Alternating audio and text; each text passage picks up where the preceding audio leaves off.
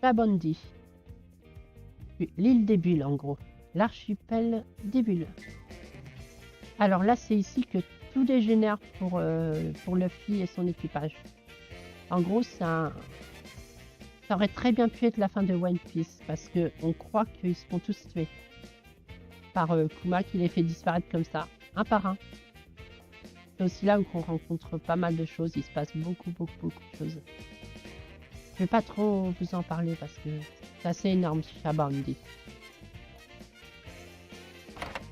Ensuite, Impel Down. Donc la prison où a failli atterrir Nico Robin. Et donc là, on apprend qu'il y a le frère de Luffy, Ace, qui est emprisonné ici et qui en fait, il s'est battu contre Barbe Noire, il a perdu et Barbe Noire l'a livré à la marine contre un poste de Capitaine Corsair.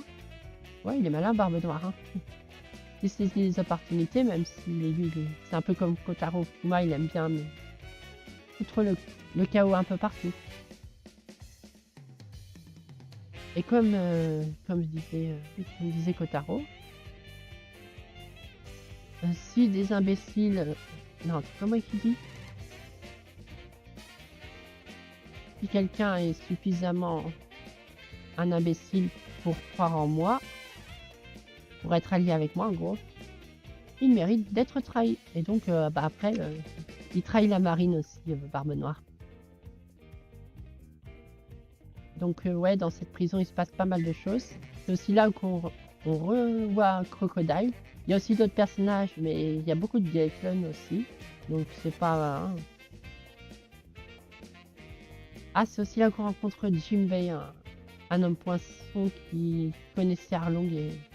Je sais pas s'il tirait sur quel poisson, peut-être pas la vraie manta, parce qu'il n'a pas des... Il a pas les ailes, mais les grandes nageoires en forme d'ailes. Peut-être le requin-baleine, peut-être. Ouais, ça doit être ça. Ça doit être le requin-baleine, Jinbei, je pense. Donc, ouais, on rencontre là. Qui maîtrise le karaté des hommes poissons, qui est une sorte d'arts martiaux, mais ça envoie des jets d'eau ultra puissants en même temps. Et c'est complètement claqué, hein, le karaté des hommes poissons. Donc voilà, la prison aussi où il y a... Comment il s'appelle? Ah, je crois qu'il est jouable. Ouais, ici, il est jouable. Comment il s'appelle? Le directeur... Ah, je me rappelle plus encore de son nom. De toute façon, je vous redirai ça quand on le verra.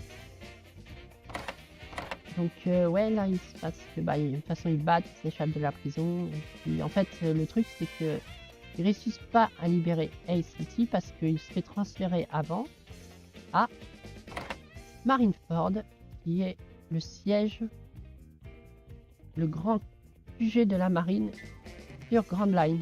Et là, il y a une énorme, épique bataille avec Barbe Blanche pour sauver Ace. Je survole aussi beaucoup parce qu'il se passe pas mal de choses. Il y a pas mal de combats avec Capitaine Corsair. De toute façon, vous verrez les cinématiques.